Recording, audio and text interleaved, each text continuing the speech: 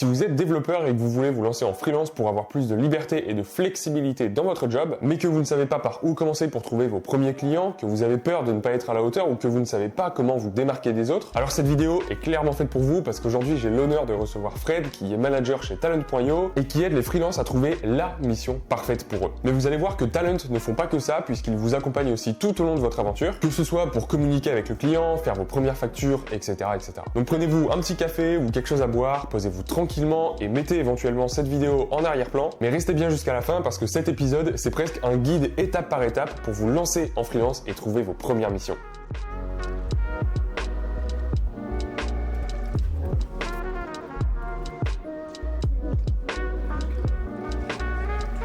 Fred, je te dis pas bonjour parce qu'on a mangé juste avant ensemble.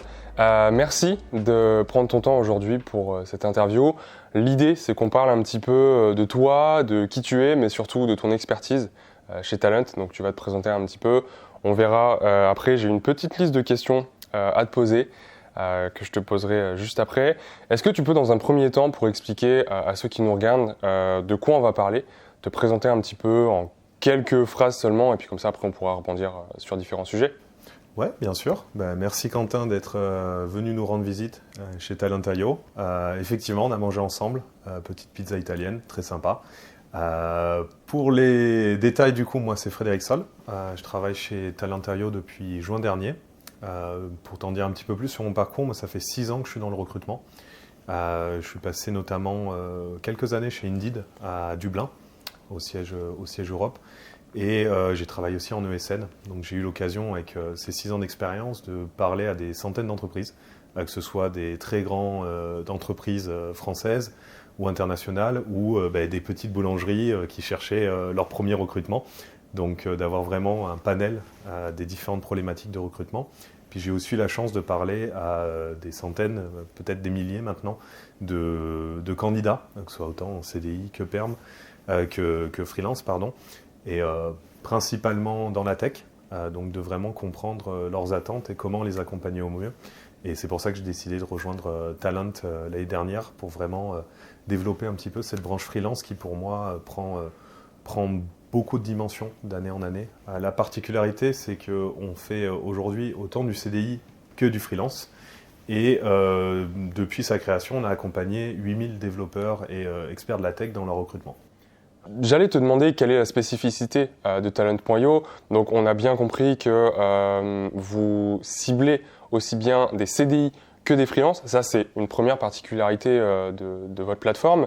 Est-ce que tu peux nous parler un petit peu de comment se passe le recrutement, notamment d'un freelance? On va se concentrer peut-être un petit peu là-dessus, parce que c'est aussi l'objectif de la vidéo. Voilà, comment se passe le recrutement? Moi, imaginons que je sois futur développeur freelance. Peut-être que j'ai un petit peu d'expérience ou pas. Comment se passe le recrutement de moi chez vous? Alors, au-delà d'une plateforme de recrutement, on est presque une plateforme d'accompagnement de freelance. Comment ça se passe? Tu es freelance, tu t'inscris sur la plateforme rapidement. Ça prend 60 secondes, donc moins d'une minute pour s'inscrire. Du coup, tu vas mettre toutes les informations sur ton profil, sur tes technologies, tes particularités, ce que tu as envie de faire. Et puis, ce qui va se passer, c'est qu'en fait, il y a quelqu'un de mon équipe, un talent advocate, qui va te contacter et qui va discuter un petit peu avec toi. Alors, qu'est-ce qu'il va discuter avec toi? Premièrement, un petit peu ce que tu recherches, quel type de techno, peut-être ton TJM, quand tu serais disponible, qui est une donnée très importante. Et puis, discuter de ton parcours, qu'est-ce que tu recherches, quel type d'entreprise, quel environnement, pour vraiment calibrer en fait tes attentes. On est aussi là aussi pour répondre à tes questions sur le marché. L'équipe Talent Advocate est assez experte sur le milieu du freelance tech, donc on est capable de répondre aux quelques questions que tu auras. Une fois qu'on a fait tout ça ensemble, on va aussi t'accompagner à faire ton profil, peut-être mettre en avant certaines choses plutôt que d'autres. Et puis une fois qu'on a ça, nous on prend tout ça et on va chercher une mission pour toi. Donc comment ça se passe? Nous, Talent.io, c'est un gros acteur du recrutement tech. Aujourd'hui, depuis notre création, c'est 8000 développeurs développeurs ou tech en général qu'on a accompagnés, autant en CDI qu'en freelance. Donc on a un gros panel de plusieurs centaines, voire milliers d'entreprises qu'on accompagne. Et c'est avec elles qu'on va aller chercher un petit peu la mission qui correspond réellement à ce que tu recherches. Une fois qu'on a trouvé là où les missions qui pourraient te correspondre, eh ben, on rééchange avec toi, on en discute ensemble, et puis si c'est bon pour toi, si c'est la mission qui semble te convenir, on t'accompagne tout au long du processus de recrutement. La particularité de Talent.io par la suite, c'est qu'on s'occupe aussi de toute la paperasse en fait. C'est-à-dire que c'est nous qui allons nous occuper du contrat entre toi et l'entreprise, c'est nous qui allons gérer la facturation. On est en capacité d'émettre les factures en ton nom et on te garantit le paiement à 14 jours.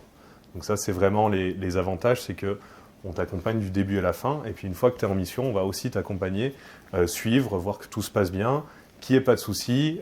Et s'il y en a un, de faire en sorte que ce souci soit résolu ou t'accompagner avec. Et puis en fin de mission, pareil, peut-être te retrouver ta future mission pour te faire évoluer dans ta carrière freelance. Ouais, carrément. On va en reparler justement de tous ces aspects-là, donc l'aspect accompagnement, facturation, trouver des missions.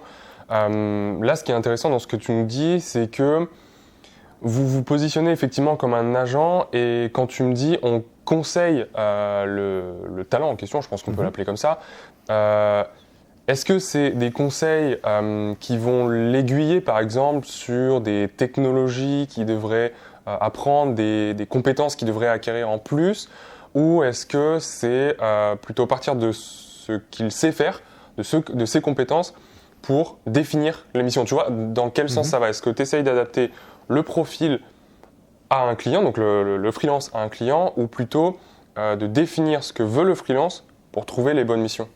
Ouais, ce serait plus de définir ce que veut le freelance. Nous, on va pas... c'est difficile de conseiller à quelqu'un de changer de technologie. Je veux dire, s'il fait du front, on va pas lui dire de se mettre au back et vice-versa. Donc, on est plus là pour répondre à ses doutes qu'il peut avoir, que ce soit sur comment ça se passe le processus du recrutement freelance, soit sur la tarification, la facturation, les statuts, les différentes choses, et puis même comment se porte le marché freelance en fait sur les entreprises qui recrutent, qu'est-ce qu'elles recherchent. Après, on peut avoir des petits conseils, effectivement, quand on prend sur des couples front, back, de technologies qui marchent bien ensemble, qui sont bien demandées. On peut avoir un peu de données marché pour savoir là où ça va marcher le mieux et aider à mettre en avant les meilleures qualités du freelancer. Le but, c'est pas de transformer son profil, le but, c'est pas de le suroptimiser pour être sûr, c'est de mettre en valeur les bonnes choses.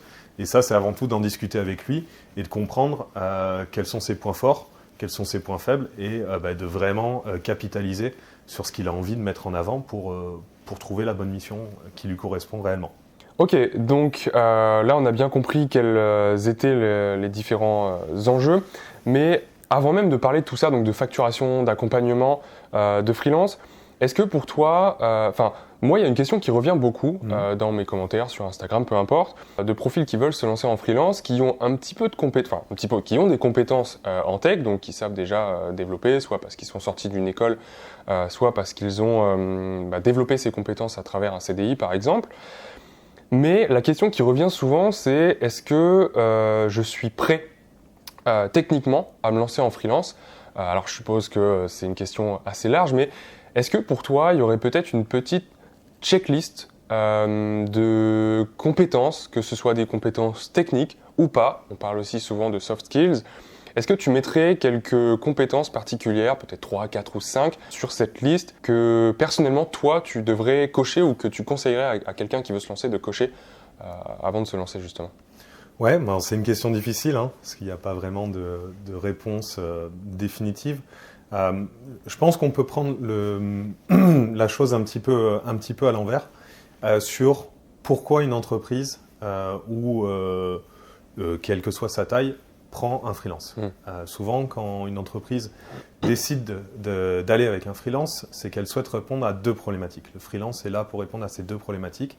C'est la première, l'expertise. C'est-à-dire que quand on parle de freelance, on cherche de l'expertise. On cherche quelqu'un qui vient résoudre une problématique, qui vient s'investir dans un projet sur une problématique particulière et qui est là pour amener et partager son expertise. La deuxième, c'est aussi l'urgence. Souvent, quand on fait appel à un freelance, il y a une notion d'immédiateté de cette expertise. Et c'est ces deux critères-là, souvent, qui vont amener une entreprise à travailler avec un freelance.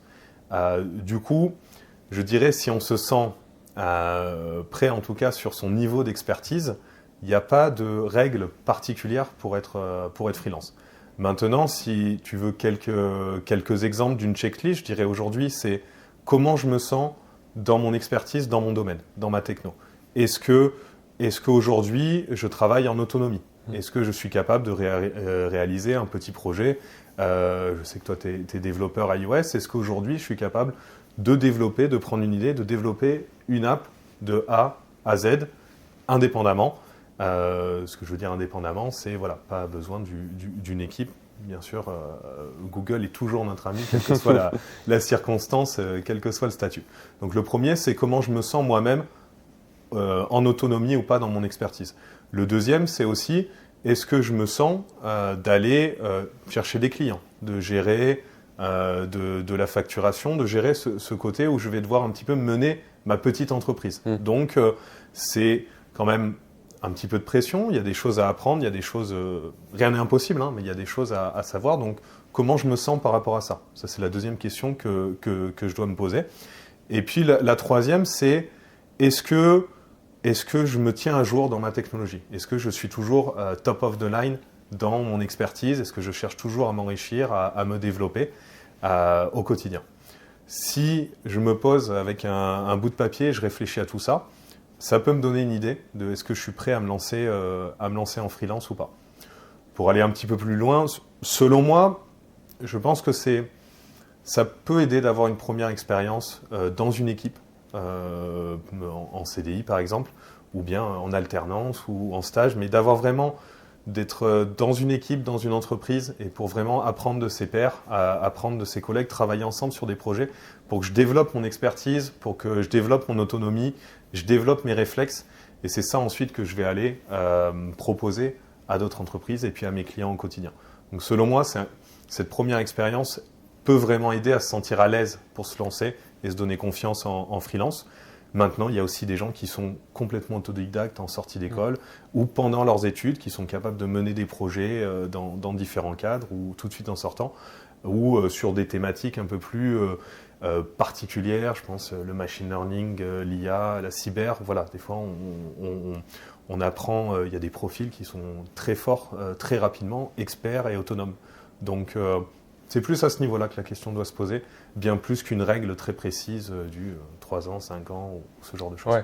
Ouais, tout à fait. Et c'est intéressant ce que tu nous dis parce que souvent, dans la question, on sent que c'est plus un ressenti personnel et le curseur. Où est-ce qu'on met ce curseur par rapport à ce ressenti personnel ? Souvent, il y a on me dit, je sais faire ça, ça, ça, mais est-ce que je suis capable de me lancer ?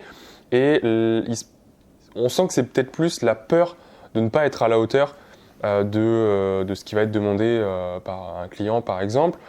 Et donc, selon toi, pas forcément besoin de passer par une entreprise.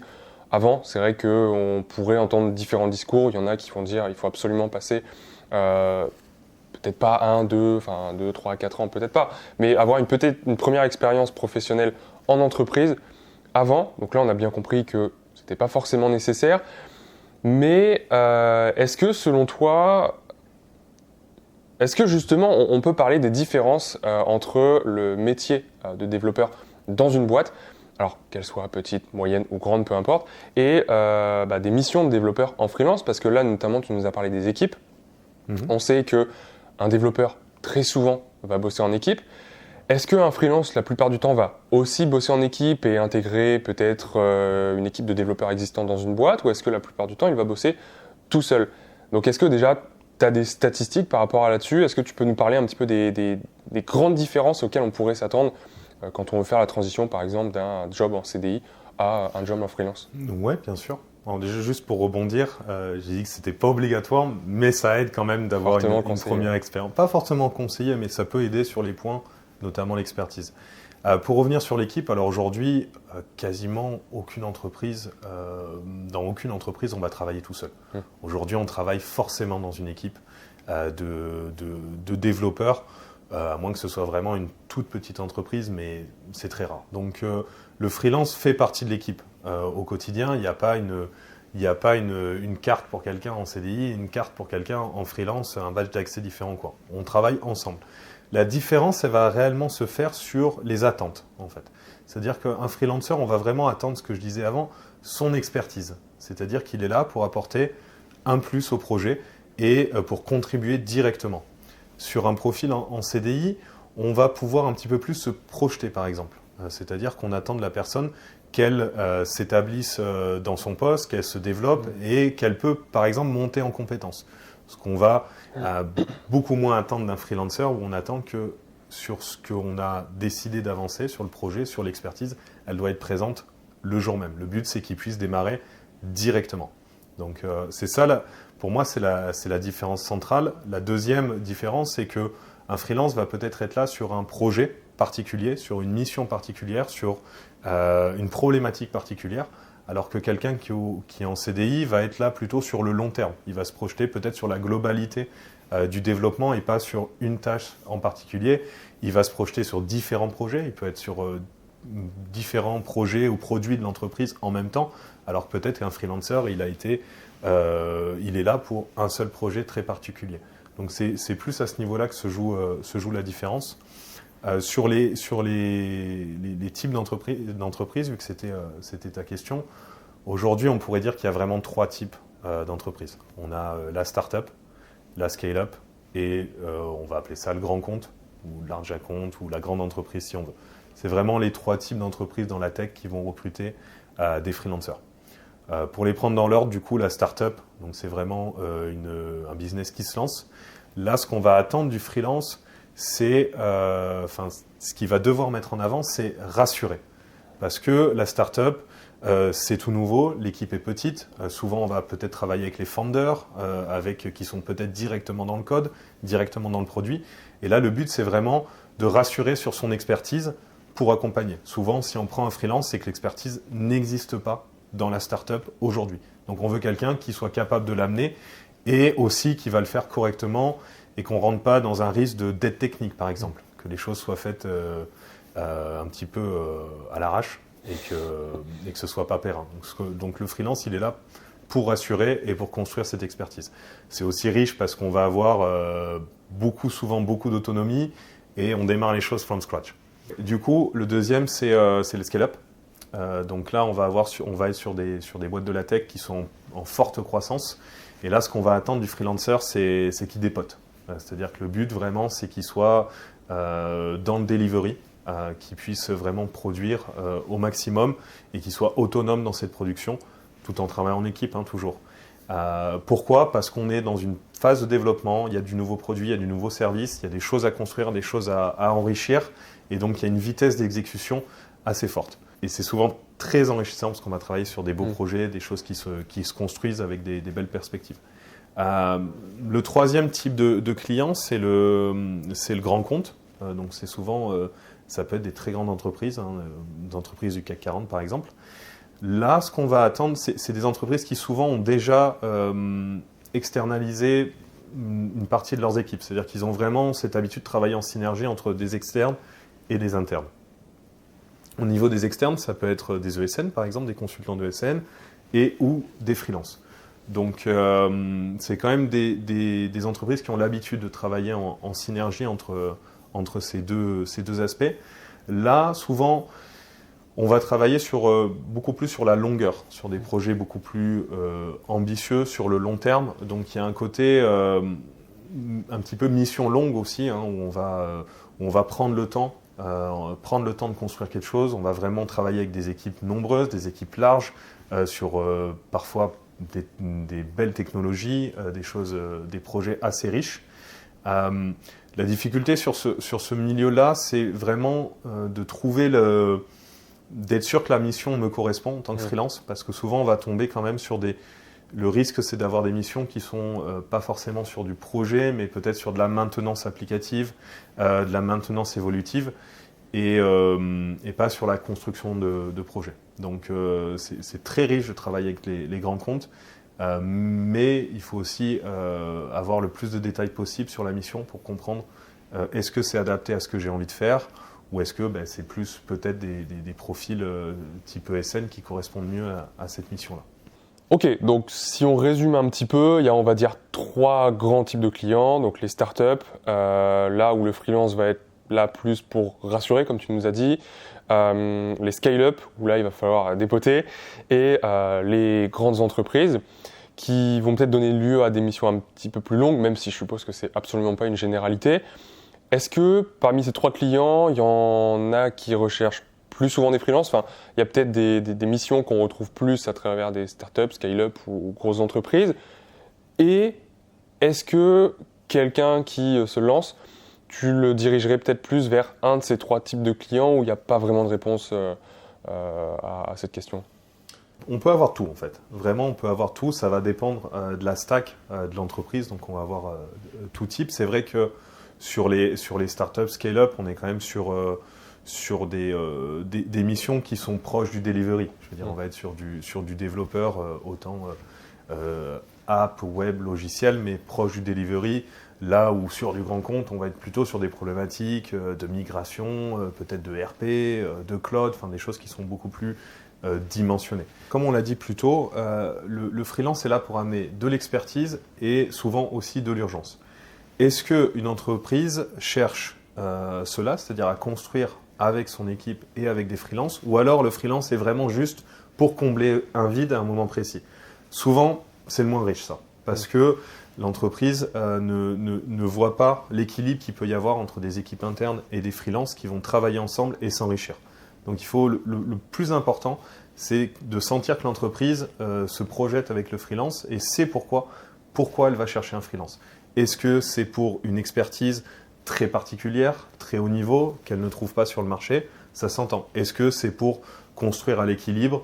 Est-ce que c'est pour avoir une expertise nouvelle qui va venir entraîner, former un petit peu les équipes, par exemple?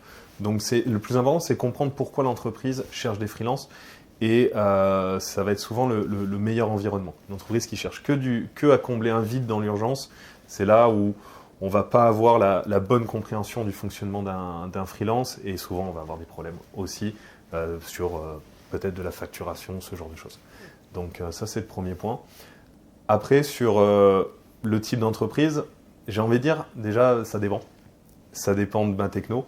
Il y a quand même, on vient de le dire, il y a quand même des technos qui sont plus adaptés à des startups, il y a des technos qui sont plus adaptés à des grands groupes.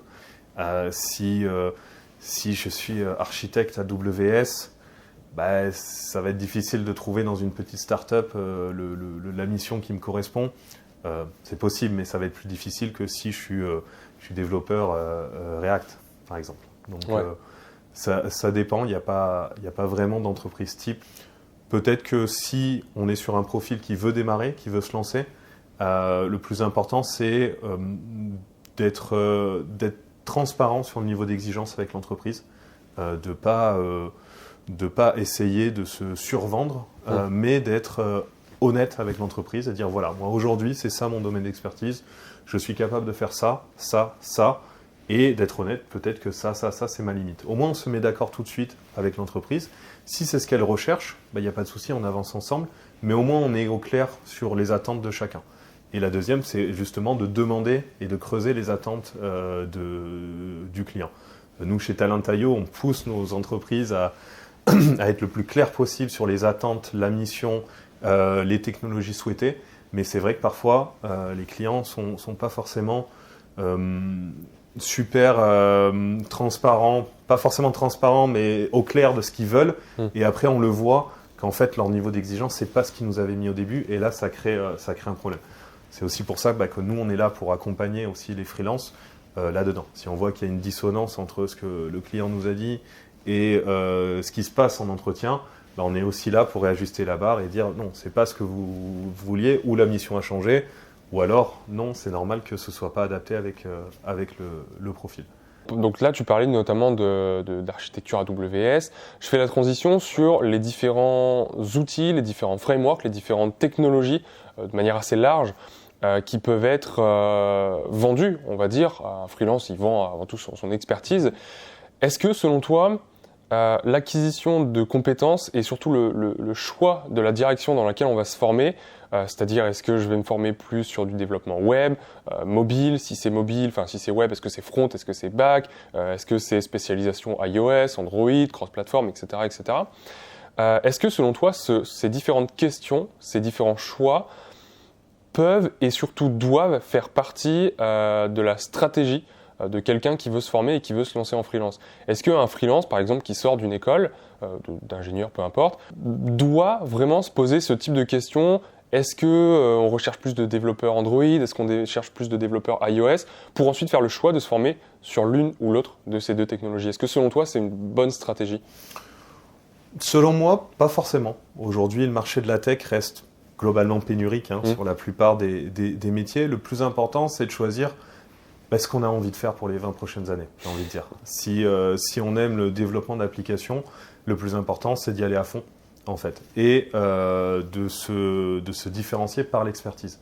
Le but, c'est qu'est-ce que je vais amener, donc où je me différencie en approfondissant mon expertise.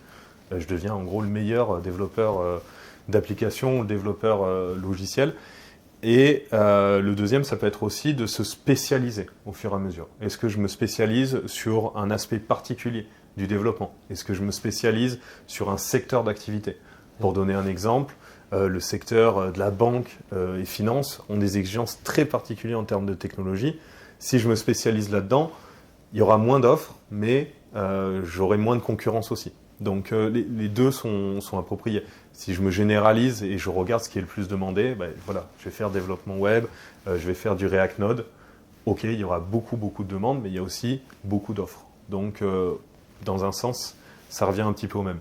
Le plus important, c'est de se spécialiser, d'être un expert et d'aimer ce qu'on fait, et surtout de continuer à en permanence s'enrichir, se tenir informé, se former, voir les nouvelles vagues.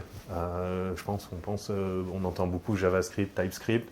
Voilà, peut-être que c'est bien de se tenir au courant, peut-être d'aller découvrir, de se former, et en même temps, peut-être de se spécialiser dans quelque chose que j'aime et qui me plaît. Et au bout de ça, si je suis expert et j'ai vraiment une plus-value à apporter aux entreprises et je suis capable de le démontrer, en fait, tout est possible et aujourd'hui, tous les besoins sont demandés. Franchement, on demande de tout dans la tech. Et le but aussi, c'est pas s'enfermer, parce qu'il y a aussi des nouveaux métiers qui arrivent. Il y a des nouvelles branches de la tech qui se développent. Donc, continuer à se former, à se développer. Ouais, carrément. Et justement, tu nous as parlé d'offres et de demandes. Ça, c'est hyper intéressant. Donc, tu nous dis surtout qu'il faut suivre un petit peu sa passion, aller vers ce qui nous intéresse le plus. Et moi, je suis totalement en accord avec ça. Mais on pourrait se dire aussi qu'il faut faire attention à ne pas tomber dans l'extrême. À un enfant qui veut par exemple devenir footballeur, on va lui dire c'est bien de suivre ta passion, mais attention, vivre de sa passion pour le football, ça reste assez compliqué. Est-ce qu'il y a des domaines comme ça qui sont peut-être des compétences qui sont peu demandées en freelance? Je sais notamment que chez Talent, vous êtes en train de travailler sur une étude qui devrait être peut-être sortie au moment de la publication de cette interview. Est-ce que tu peux nous parler un petit peu de cette étude? On a parlé notamment dans des précédentes vidéos sur ma chaîne de l'étude qui concerne plus les jobs en tant que développeur, qu'est-ce qui est le plus demandé, dans quel pays, etc., etc. Est-ce que toi, tu sais, par exemple, qu'il y a des domaines dans lesquels il faudrait peut-être pas se spécialiser si on veut être freelance, ou au contraire, des domaines qui sont très recherchés? Alors, je dirais pas qu'il y a de domaines où on ne peut pas spécialiser, parce qu'il y a toujours plus ou moins une niche. On peut même apprendre le COBOL aujourd'hui et on trouvera quand même des missions. Par contre, c'est toujours pareil avec l'ultra-spécialisation, c'est que de l'autre côté, l'offre sera plus réduite, mais de plus grande valeur. Il y aura très peu de clients prêts à te recruter en COBOL. Par contre, ta valeur, comme tu seras le seul développeur freelance COBOL, ta valeur est plus grande. Donc, on risque à un moment de toujours travailler pour les mêmes clients dans le même type de mission en s'ultra spécialisant dans une thématique. Donc, mais ça, c'est le cas pour tous les grands secteurs. Si on se spécialise vraiment sur de l'ERP ou du e-commerce, d'aller très précis dans sa spécialisation, oui, on va un petit peu s'enfermer. Mais ça, souvent, c'est l'héritage d'une expérience. On devient vraiment expert d'un domaine très particulier, j'en sais un, Salesforce e-commerce, après avoir eu peut-être 5-6 expériences dans ce domaine-là. Par contre, la valeur qu'on va amener dans l'entreprise, elle est largement supérieure parce que j'ai cette expertise que j'amène. Après, aujourd'hui, je ne conseillerais ni métier, ni n'en déconseillerais. Vraiment, tout est demandé. Après, si on fait un petit peu le mercato des technologies, les plus demandés, c'est sûr qu'on a tout ce qui est autour du développement web, bien évidemment JS, qui reste le plus classique avec les différents stacks, autant en front qu'en back. Voilà.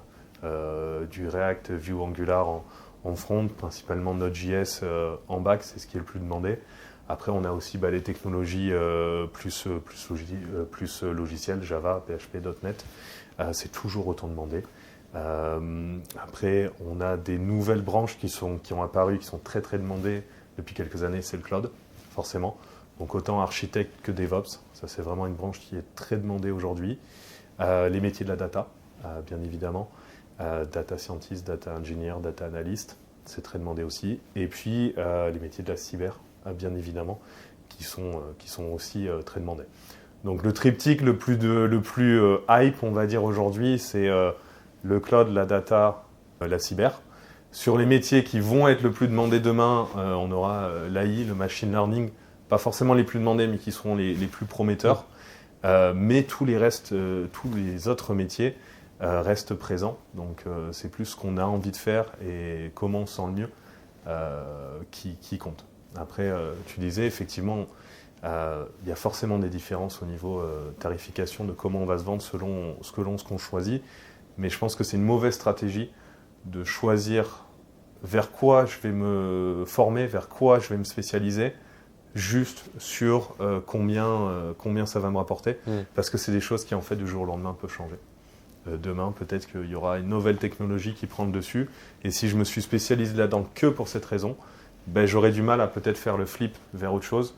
Alors que si je me suis spécialisé dans une stack front, si celle-là elle baisse, je serai très rapidement, je pourrais en apprendre une autre qui est peut-être plus au devant de la scène, quoi. Ouais, tout à fait. Et tu parlais de valeur, justement, donc d'offres et de demandes, et qui jouent au final sur la valeur, en quelque sorte. Ça, c'est une grande question qui revient souvent. Comment je détermine mon TJM?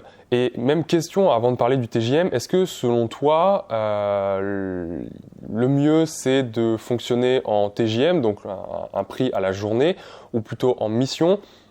Est-ce que déjà il y a un mieux entre les deux? Et comment on fait au final quand on se lance pour choisir entre ces deux façons de facturer le client, et comment déterminer au final le prix soit d'une mission globale, soit de la journée de travail? Nous, chez Talentaio, on travaille qu'au TJM, donc je ne pourrais pas te répondre au projet. Je sais que ça existe, mais nous, vraiment, tous les freelancers, on travaille au TJM. Comment définir son TJM? C'est la question la plus difficile pour un freelance quand on se lance ou quand on évolue. Il y a plusieurs choses à prendre en compte. Le premier, c'est de faire un petit peu son étude de marché. Il y a plein de plateformes aujourd'hui de freelancing. On peut aller voir comment sont positionnés des gens qui sont dans notre technologie, qui ont à peu près le même parcours, qui ont à peu près le même niveau d'expérience, et essayer de se positionner dans ce niveau-là. Un point important, c'est important de ne pas dévaluer son expertise quand même. Donc ça vient aussi avec le temps, où on commence à pouvoir estimer si l'expertise qu'on propose, elle est au bon prix. Ça viendra après quelques missions. Mais c'est important de la maintenir aussi parce que c'est de la valeur qu'on apporte à une société. C'est pas quelque chose qu'on doit brader à tout moment. Après, il y a un petit critère qui peut être d'ajustement, c'est que souvent plus la mission est courte, plus je peux me permettre de faire un TJM un peu plus haut parce qu'il va falloir que je sois tout de suite dans l'opérationnel, que je délivre énormément et rapidement. Donc je peux me permettre de monter un petit peu sur des missions très longues, de 6 mois, 1 an, peut-être 2 ans. Là, comme la mission m'amène une stabilité et que je travaille sur le long terme, je peux peut-être me permettre de baisser un petit peu le TJM. Mais ça, c'est plus au cas par cas que ça se décide. Mais après, pour essayer d'accompagner un petit peu les freelances, parce que je sais que c'est une question difficile, nous, chez Talent.io, on va sortir prochainement une étude, comme on avait fait le Salary Report, on va faire le TJM Report, pour essayer de donner des premières clés à quelqu'un qui voudrait se lancer ou pour pouvoir s'estimer en fonction de son niveau de seniorité sur les grands métiers tech. Et ça, on devrait le sortir prochainement, ou peut-être au moment où cette vidéo sera diffusée, elle sera disponible. Ça marche, super. De toute façon, tous les liens seront dans les descriptions. En parlant de facturation, ça fait la transition assez naturellement vers le sujet suivant, qui est tout ce qui est structure légale. On sait que en France, en tout cas, quand on veut empocher de l'argent, il faut forcément une structure légale. Est-ce que c'est compliqué de créer une structure? Est-ce qu'il y a un accompagnement chez Talent? Et est-ce qu'il y a des structures juridiques qui sont peut-être préférables pour se lancer en freelance? Alors, il n'y a pas de structure idéale, ça dépend un petit peu où on en est dans son parcours et ce qu'on souhaite. Pour répondre tout de suite, pour se lancer, le mieux c'est l'EI, l'entreprise individuelle. C'est vrai que c'est un statut particulier en France qui permet de se lancer très rapidement, mais qui peut avoir aussi des limites à un moment ou à un autre. Donc il y a un panel de statuts en France. Nous, chez Talent.io, on n'est pas expert dans le conseil sur le type de statut à choisir. Il y a des plateformes, il y a des gens qui font super bien ça. Ma recommandation, c'est de s'entourer assez rapidement de quelqu'un qui pourra me conseiller sur où j'en suis, où est ma situation, quel est le meilleur statut pour moi. Et nous, chez Talent.io, on a des partenaires où on peut orienter nos freelances. On ne va pas lui donner la réponse, mais on sait comment l'orienter. Mais effectivement, après, chaque statut va dépendre un petit peu. C'est sûr que si on va travailler avec des grands groupes, on va être plutôt sur de la SARL, de la SAS. Mais voilà, ça c'est plus au cas par cas. Après, pour se lancer, franchement, aujourd'hui en France, on a un statut très simple de micro-entreprise qui permet demain de se lancer assez facilement, gratuitement. Ouais, tout à fait. Effectivement, moi, c'est ce que je dis souvent sur mes chaînes YouTube. J'ai le statut d'entreprise individuelle qui offre aussi la possibilité de micro-entreprise. Ça se fait en quelques secondes, on va dire, quelques heures, le temps de recevoir les documents qu'il faut sur Internet. C'est gratuit et ça permet de se lancer assez rapidement. Ça a des limitations, mais les limitations, elles sont en train d'être repoussées de plus en plus, j'ai l'impression. Et effectivement, ça permet de se lancer assez rapidement et facilement. Maintenant qu'on s'est lancé, voilà, je sors d'école, je sors de mon 2-3 ans de salariat. Dernière petite question pour cette interview. Comment est-ce que je peux me démarquer par rapport à tous ces profils qui existent sur les plateformes? Comment est-ce qu'on peut justement essayer d'augmenter sa valeur, d'augmenter par exemple son TJM? Ou est-ce que ça se fait uniquement à l'expertise, à l'expérience, comme tu disais tout à l'heure? Ouais, question difficile, hein. Comment se mettre en avant? Je dirais qu'il y a deux choses. Le premier, c'est essayer de se mettre en avant pour se donner de la crédibilité et être contacté. Donc là, ça peut être créer un portfolio et le mettre en avant, être actif sur LinkedIn, peut-être créer du contenu comme tu l'as fait. Enfin, c'est vraiment essayer de démontrer son expertise d'un point de vue externe. On prend, je suis développeur web, peut-être que je crée quelques sites web. Peut-être je crée, j'en sais rien, des imitations d'autres sites en mettant de nouvelles fonctionnalités, ce genre de choses pour mettre en avant mon expertise. Le but d'abord, c'est qu'est-ce que je veux montrer. Donc la première question, c'est qu'est-ce que j'ai envie de montrer et d'essayer de travailler dessus. La deuxième, ça va être pendant, je dirais, la rencontre avec son futur client et peut-être d'essayer de mettre en avant ce que le client a besoin, d'essayer de comprendre quelle est sa problématique, qu'est-ce qu'il essaye de résoudre, quel est son projet, où il va, et d'essayer de le rassurer et de lui apporter des réponses. Lui dire, voilà, tu vas vers là, tu as besoin de ça, moi aujourd'hui je suis capable de te l'amener pour ça, et d'essayer de le démontrer, que ce soit par des cas qu'on a déjà eu d'expériences passées, qui peut être en entreprise ou toute autre expérience, mais vraiment d'avoir ce phénomène de rassurer sur son expertise, bien plus que d'essayer de démontrer et de sortir une liste de tout ce qu'on a fait pour essayer de montrer sa crédibilité. C'est bien plus riche d'essayer de comprendre la problématique client et de montrer qu'on va l'accompagner dedans. Donc voilà, je dirais les 2 points pour réussir à se démarquer, c'est d'un point de vue externe, essayer de mettre en avant ce qu'on fait, ce qu'on sait faire, et pendant les processus de recherche client, d'essayer de résoudre des problématiques et de montrer qu'on va accompagner un projet et de rassurer sur ce point-là, bien plus que déballer son CV et d'essayer d'impressionner. Ok, super. Bon, moi, je pense qu'on a tous les éléments à notre disposition maintenant pour se lancer en freelance. On a les différents types de boîtes qu'on peut contacter. On a notre statut juridique. On a également comment plus ou moins définir son TJM. Bah là, je pense qu'il n'y a plus qu'à y aller, hein. Merci Fred, en tout cas, pour ton retour d'expérience, tous ces conseils. Maintenant, si vous aussi, vous voulez vous lancer en freelance, que vous soyez en sortie d'études ou pas, hein, que vous ayez déjà une expérience professionnelle, bah, n'hésitez pas à aller checker dans la description le lien vers le site de Talent pour s'inscrire en tant que freelance est dans la description. Et nous, on se dit à très bientôt pour une prochaine vidéo.